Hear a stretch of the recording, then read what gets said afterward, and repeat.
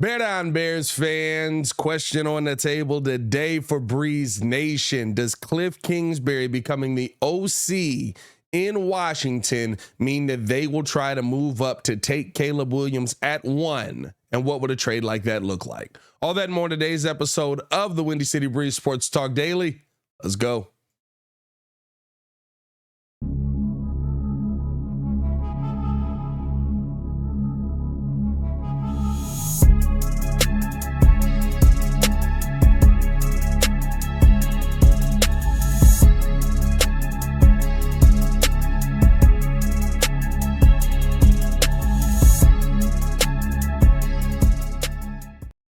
Now, if you are new to the channel, please like the video. Please subscribe to the page. We do talk Chicago sports daily on this channel. It's the only channel talking Chicago sports, how Chicago talk. So make sure that you get in tune with us, man. We got so much content coming you guys' way. We'll be live again tonight at 6 with the full crew in the stew. So tune in with us there as well. Now, to the topic at hand.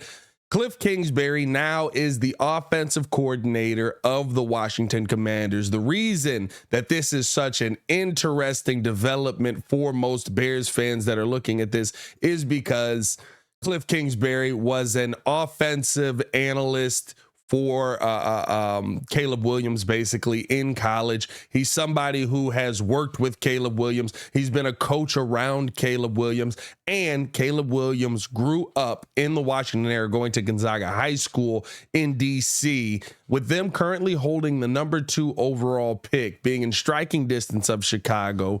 Does it make sense that they would want to go after him? Now, the speculation is going to begin. There's going to be a ton of it. It's going to be flooding in. The interesting part about this is the relationship with Kliff Kingsbury and Caleb Williams. What was it? From what I've heard, it seemed like it may have been a little bit rocky. Not to say it was a bad relationship, but it was not right. Like they were best friends every day, chopping it up with each other. Here we go, guys. You know what I mean? So I don't know if it's a lock that because Kliff Kingsbury goes there that Washington's all in on him, but I do think that there is some kind of, I think this is a play for Washington where they look at it and say, listen, we realize what we need to do here as far as, first off, let's start off with selling tickets in the stadiums, getting people to come to the games in DC, filling up these seats, because it is a business first. How do you do that? Same way that Pittsburgh did it, right? They took the hometown kid. It was the wrong call. You end up taking Kenny Pickett. He went to Pitt. He grew up here. He loves this place. Nothing is better than getting the hometown kid in there. Feels like Washington may feel the same way. And yes, they're in striking distance of that pick. But what are you going to have to give up to go get that pick? That's the part that's interesting here. And now I think with Kingsbury coming in, bringing him in and having him work with Caleb Williams, I do think that you would see a good quarterback. I know some people have said, well, that system doesn't work here in the NFL. Kyler Murray's a good quarterback. He was a good quarterback. He's a bad leader, but he was a good quarterback out in Arizona. Still playing well, coming back off of ACL surgery, put up good numbers. Yeah, there's some moments that are pretty forgettable in his career as well, some mistakes that pop up, some losses that pop up. That doesn't mean that he isn't having success in the NFL. Maybe he's not having Super Bowl success, but he's still having success from the quarterback position in the NFL. And Kliff Kingsbury was a part of that. The team as a whole did not win enough, but Kliff Kingsbury was a part of that success at the quarterback position. I believe that that is why they would want to get Caleb Williams in here, keep this kind of system the same. Caleb Williams would fit with kind of what Kingsbury's doing.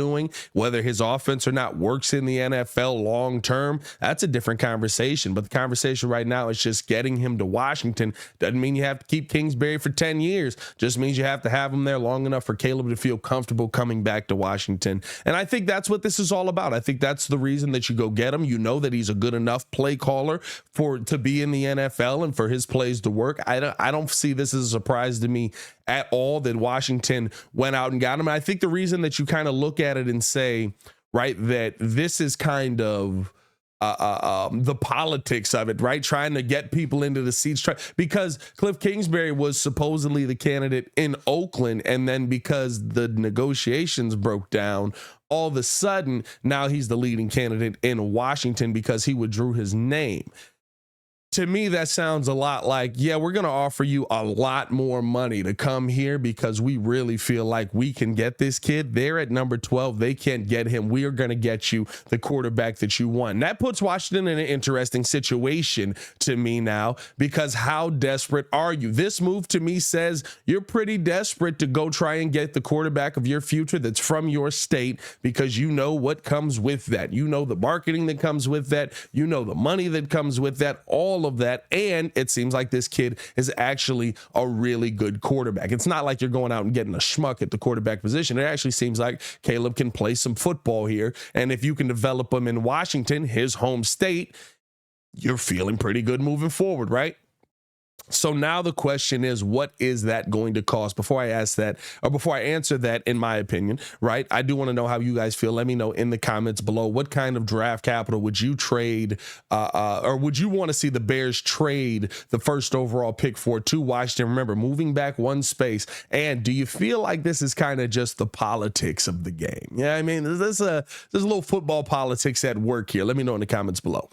Now, the trade package that I think I would say I'm starting off with if I'm the Chicago Bears, because right now the Bears, when you look at that second round draft pick cupboard, it's a little bare right now, right? Because you end up trading that pick for Montez Sweat. Guess what? We're starting there. First off, of course, the number 1 or the number 2 overall pick. That's the first pick that we're going to be bringing back here if we're the Chicago Bears. I'm not sitting here arguing on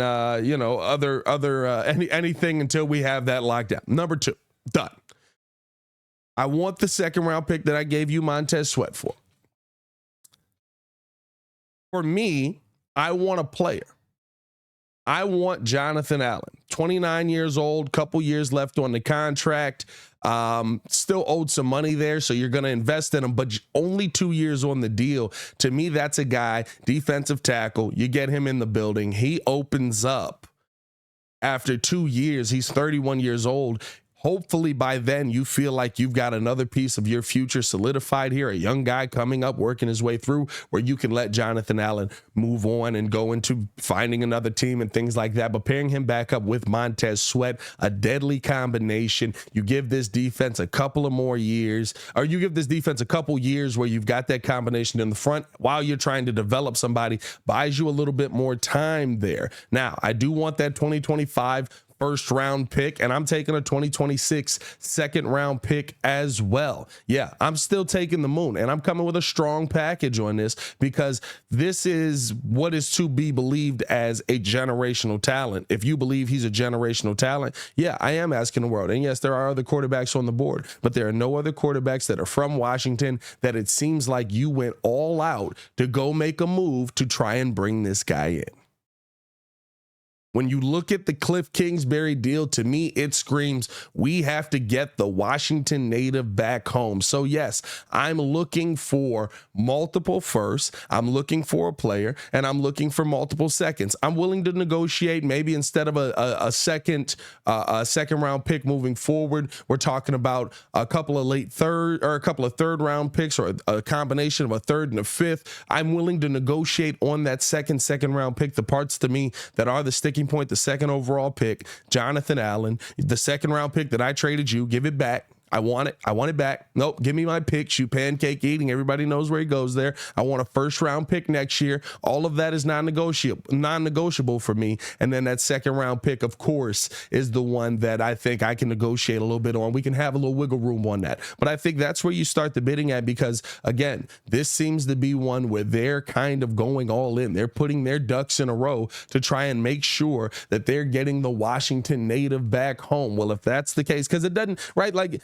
I think the other thing is too, right? I would say Jaden Daniels probably would fit in this system, but if you start looking at the other quarterbacks, you don't feel like Drake May works great with Kliff Kingsbury, right? Like, I don't feel like Bo Nix works great with Kliff Kingsbury. I just, to me, right? Like, and you're in a position where you kind of got to take one of those two guys unless they're also going to trade back. All right, and that's the other scenario Washington could do. Washington could trade back. They could get some picks in themselves. They could go get Jaden Daniels maybe a little bit later. I think you could get behind Arizona for that and feel pretty good about that. You could slide in at the 5 or the 6, right? Trade with New York. I believe New York has 6. Trade back and let them take a quarterback that high, which they're more interested in doing. Maybe Jaden Daniels slides to 6. I think you're taking a chance there, but maybe he slides to 6. There's still options for Washington at the quarterback position. They don't have to be locked in to Caleb Williams, but going out and getting Kliff Kingsbury, going out and getting the coach that you know worked directly with this guy, going out and getting the guy who essentially is the most connected to Caleb Williams, one that I wanted the Bears to go get, right? One that I wanted to see the Bears go out there and bring here so that we could go out and develop a quarterback similar to what's happened in Arizona pre-injury, right? And be able to maybe have more growth here. Hopefully he's learned some lessons from his first go round in the NFL, and now he knows how to adjust his game leadership-wise, different things like that. I wanted Kliff Kingsbury here. This is not a slight on Kliff Kingsbury in the slightest. I think it's just, he's connected to Caleb. Caleb is going to have at least some level of comfortability with Kliff Kingsbury, no matter what the relationship was, as long as it wasn't like, I hate this guy, I would never want to be there. Again, he doesn't have a choice in the matter either. He's getting drafted one way or the other, but I really feel like the Chicago Bears have an opportunity here where if Washington wants to bring the prodigal son home, there is a big chance for them to be able to do that. And I think that's why we could see a large haul than maybe you would have seen if it wasn't Kliff Kingsbury making it seem like you were kind of backing yourself into a corner. But that's just my opinion on it. Those are my thoughts on it. Let me know how you guys feel in the comments below. I'll be down there talking with you as well. Do you like the trade package? Do you think that Washington would do it? I'll be down there talking with you guys. As always, man, it's your boy, Pat the Designer, back at it again to continue watching our Chicago Bears content. Click the links on the screen or check the links in the description below. Y'all stay safe out there, Chicago. One love. Peace.